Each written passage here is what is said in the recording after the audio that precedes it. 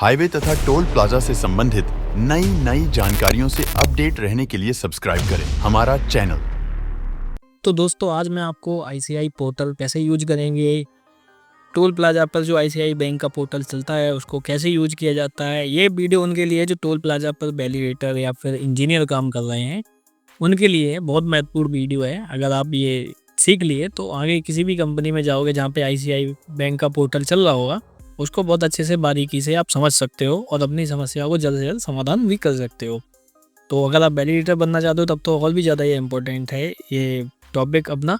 तो आईसीआई का पोर्टल सबसे पहले मैं क्या करूँगा, इसमें ब्राउज़र पे जाके इसको खोल के इसमें मैं कैप्चा भरूँगा। तो जो भी आईडी होगी उससे मेरे पास एडमिन आईडी है तो मैं अपनी एडमिन आईडी से लॉगिन करूँगा। यहाँ मैं साइन इन पे क्लिक करूँगा। तो इस पोर्टल में क्या क्या होता है, क्या क्या चीज़ें आप क्या क्या देख सकते हो, वो सारी चीज़ें स्टेप बाय स्टेप मैं बताऊँगा। क्या क्या यूज में जो सबसे ज़्यादा आता है वो चीज़ मैं खास तौर पर पहले आपको बताऊँगा। तो सबसे पहले मैं आपको दिखाता हूँ, यहाँ पे ईमेल आईडी आती है, आपका मोबाइल फ़ोन नंबर आएगा या मोबाइल नंबर आपको यहाँ पे आएगा। जो भी आप ईमेल आईडी से आप लॉगिन करोगे, प्लाजा का नाम आएगा। तो अब मैं आपको दूसरा दिखाता हूँ कि अगर मुझे यूज़र बताने हैं कि यूज़र कहाँ से बनाए जाते हैं, तो यहाँ पे यूज़र मैनेजमेंट के अंदर यूज़र में जाओगे आप, तो यहाँ पे यूज़र से संबंधित चीज़ें आ जाएंगी। यूज़र मतलब लॉगिन आईडी आप कैसे बनाओगे तो वो सारी डिटेल आ जाएगी। तो अभी जैसे मेरे यहाँ जितनी भी एक्टिव इनएक्टिव आईडी हैं वो सारी यहाँ पे आ रही हैं, सारी यहाँ पे आ रही हैं। तो ये आप देख सकते हो, यूज़र नेम लिखा है, ईमेल आईडी लिखी है, मोबाइल नंबर लिखा है और उन आईडी को क्या रोल दिया गया है। जैसे एडमिन है, वैलिडेटर के लिए अलग है, पीसी के लिए हम लोगों ने अलग डी बना रखी है आईडी, तो वो सारी आ जाएगी इसमें। और यहाँ पे स्टेटस भी आएगा कौन सी आईडी एक्टिव है। तो इस प्रकार ये सारी आईडियाँ यहाँ पे शो होती हैं, ठीक है। तो यहाँ पे आप देख रहे हो एक्टिव है, इनएक्टिव है। एक्टिव मतलब जो आईडी हमारी अभी वर्किंग में है और इनएक्टिव मतलब जो आईडी हमारी वर्किंग में नहीं है। अगर किसी को एडिट करना है तो इस पर क्लिक करके हम एडिट भी कर सकते हैं, उसको रोल भी चेंज कर सकते हैं। तो ये सब फंक्शन तब मिलेंगे जब आप एडमिन आईडी से लॉगिन करोगे। तो यहाँ पे जैसे मैं इसका लेवल यहाँ पे लिखा है, लेवल 1 2 3 4 5 6, तो लेवल वाइज होते हैं। जैसे लेवल 1 में आता है एडमिन, एडमिन कितनी परमिशन आपको उस आईडी को देनी है तो वो इस जगह से दी जाती है। ये मेरा आईडी लॉग आउट हो गई है बैंक पोर्टल से, मैं दोबारा से लॉगिन करता हूँ इसको, वापस से यहाँ पे कैप्चर डालता हूँ। ये साइन इन किया मैंने और ये बोल रहा है कि आपने पहले से भी एक्टिव हो। मैंने कोई बात नहीं, मैं इस पर यस करूँगा और आगे बढ़ता हूँ।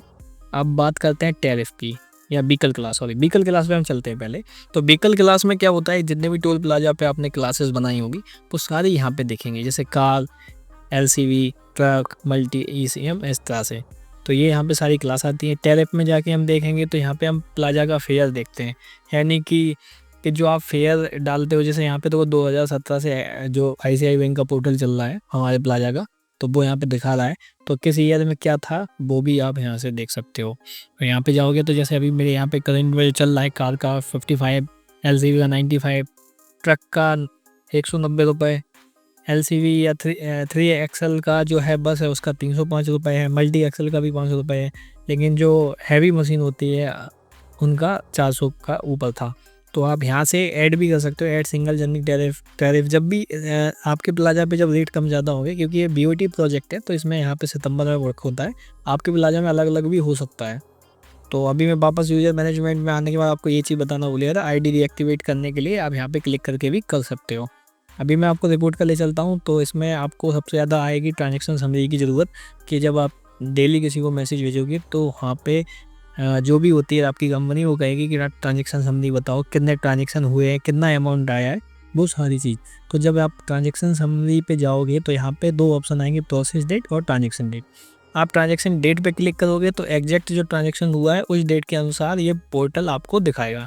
तो जैसे मैं यहाँ पे 4, अभी ये पोर्टल पूरी तरह से लोड नहीं हो पा रहा है, मेरा इंटरनेट शायद स्लो चल रहा है, पता नहीं क्यों ये इतना स्लो चल रहा है। ये अभी जैसे ही होता है मैं आपको बताता हूँ। तो यहाँ पे 4 डेट डाल के सर्च किया, ये 1 मिनट 3 का दिखाता हूँ मैं, 3 का, क्योंकि 4 तारीख आज है तो मैं इसको 3 को करके सबमिट करता हूँ। तो यहाँ पे 3 तारीख की जितनी भी गाड़ियाँ हमारी, जितने भी ट्रांजेक्शन हुए होंगे वो सारे इसमें आ जाएंगी। ये थोड़ा स्लो चल रहा है इंटरनेट मेरा, पोर्टल बहुत लेट लोड हो रहा है। ओके, तो आप देख सकते हो एक्सेप्टेड कितने हैं, इन प्रोग्रेस, प्रोसेस्ड कितने हो चुके हैं, ब्लैक लिस्ट कितने टैग हुए हैं, डिक्लाइन कितने हुए हैं, डुप्लीकेट कितने हुए हैं, वो सारी डिटेल जो आपको चाहिए, जो आपकी कंपनी मांगेगी आपसे। अगर आप वैल्यू डेटा इंजीनियर कुछ भी पोस्ट पे जाते हो या पीसीबी, ये टैग माल फंक्शन, इसमें क्रॉस टैग आते हैं। ऐसे बैंक के पोर्टल पे वो क्रॉस टैग चेक करना है तो टैग माल फंक्शन में आपको देखना पड़ेगा, ठीक है। और सारी जितनी भी उसमें होते हैं डिक्लाइन, डुप्लीकेट, वो सारे ट्रांजेक्शन समरी से हमें पता लगते हैं। अब मैं आपको वो दिखाऊंगा एक रिकन्सलेशन एंड सेटलमेंट रिपोर्ट। तो जैसे मान लो आपको हर एक पर्टिकुलर ट्रांजेक्शन चेक करना है कि हमारे प्लाजा से निकला है तो उसके साथ क्या हुआ, तो वो आएगा transaction reconciliation and settlement report के अंदर।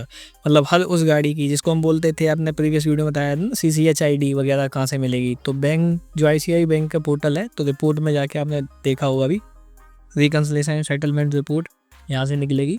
अभी ये लोड हो रहा है। तो ये जो रिपोर्ट होती है रिकन्सलेशन एंड सेटलमेंट रिपोर्ट, इसमें हर ट्रांजेक्शन की पूरी डिटेल होती है। जैसे आप देख सकते हो टैग ID, उस गाड़ी जो भी ट्रांजेक्शन हुआ उसका टैग ID क्या था, तो सबसे पहले वो आ गया।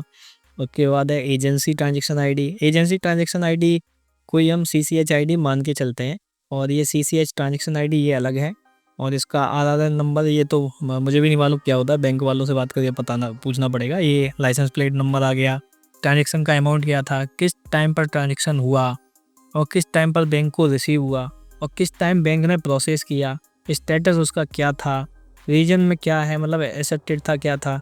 इसके बाद है एक्सेप्टेड अमाउंट कितना एक्सेप्ट किया गया, रिकनसाइल डेट दिया गया, देखो टाइम के अनुसार, ये NPCI द्वारा रिजेक्ट हुआ है ट्रांजेक्शन।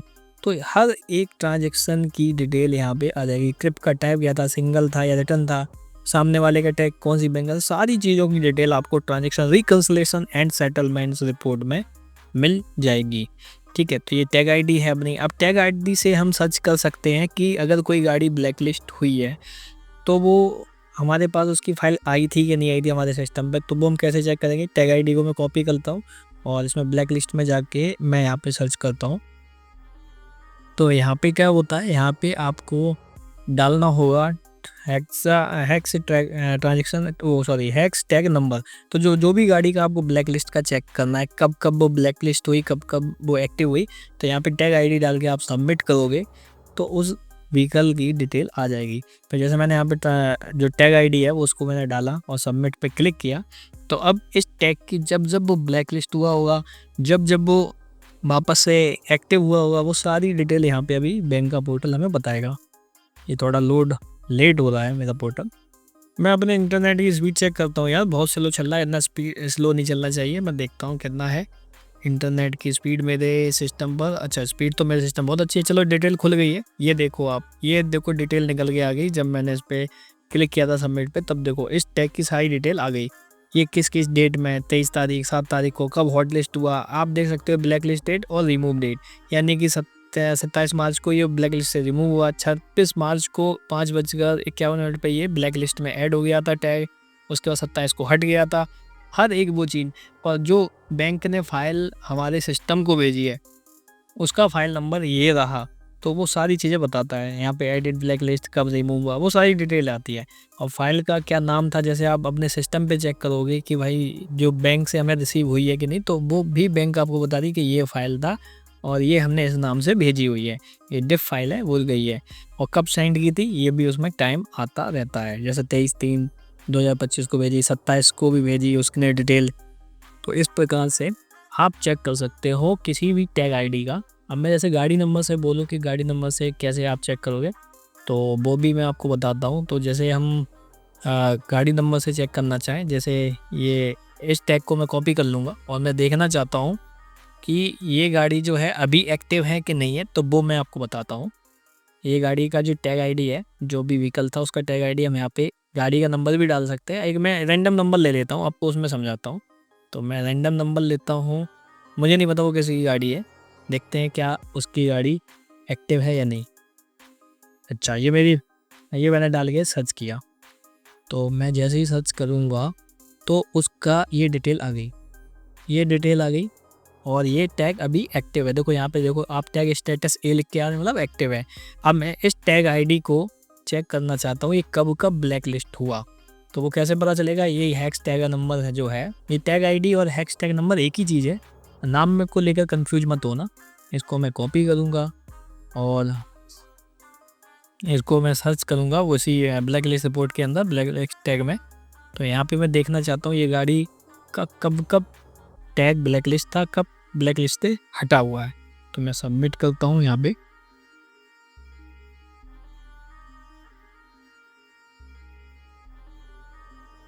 ये देखिए, तो ये जो गाड़ी का था, ये देखो डिटेल आ गई पूरी। 17 फरवरी को ये ब्लैक लिस्ट में ऐड हो गया था। उसके बाद फिर से 4:58 पे फिर से एक्टिवेट वो हुआ था, ऐड हुआ था। उसके बाद रिमूव हुआ है 17 मार्च को, रिमूव भी हो गया था 5:33 पे। उसके बाद वापस ये ब्लैक लिस्ट में ऐड हो गया था। तो इस प्रकार आप देख सकते हो कि ये जो गाड़ी है हमारी, जो भी हमने सर्च किया था, तो उसकी डिटेल आ गई है। चार्जबैक से संबंधित चीज़ें भी बताऊंगा अभी आपको। लेकिन अगर किसी गाड़ी का मान लो हमने पैसा ज़्यादा कट गया है और हमें मतलब टोल प्लाजा को उस गाड़ी को पैसा अगर भेजना है वापस, तो हम कैसे करेंगे? तो फाइनेंस में जाके रेज वल्क CA क्रेडिट, मतलब CA मतलब क्रेडिट एडजस्टमेंट में जब हम यूजर को पैसा देते हैं पोर्टल के थ्रू, तो वो कैसे देंगे? तो वो यहाँ से आएगा। सबसे पहले इसके लिए टेम्पलेट डाउनलोड करना पड़ेगा जो बैंक प्रोवाइड कराती है, और कुछ टेम्पलेट को मैं यहाँ पे सेव कर लूँगा, आपको दिखाता हूँ। बल्क ऑटो CA का है ये क्रेडिट एडजस्टमेंट का। तो वहाँ पे जिस भी गाड़ी को आपको पैसे देने हैं उसकी CCS ट्रांजैक्शन ID, रिफंड कितना करना है उसको वो, और रिमार्क डाल के इसको अपलोड करना है। तो ऐसे क्या है, किसी भी गाड़ी को आप जिसका पैसा गलत कटा है उसको आप पोर्टल के थ्रू वापस भी कर सकते हो, यहाँ से वापस हो जाता है। ये चार्जबैक का ऑप्शन है जो मैंने क्लिक किया अभी। तो अगर आपको देखना है कि मेरे टोल प्लाजा पे कितने चार्जबैक आए हैं, तो वो यहाँ से पता लग जाते हैं।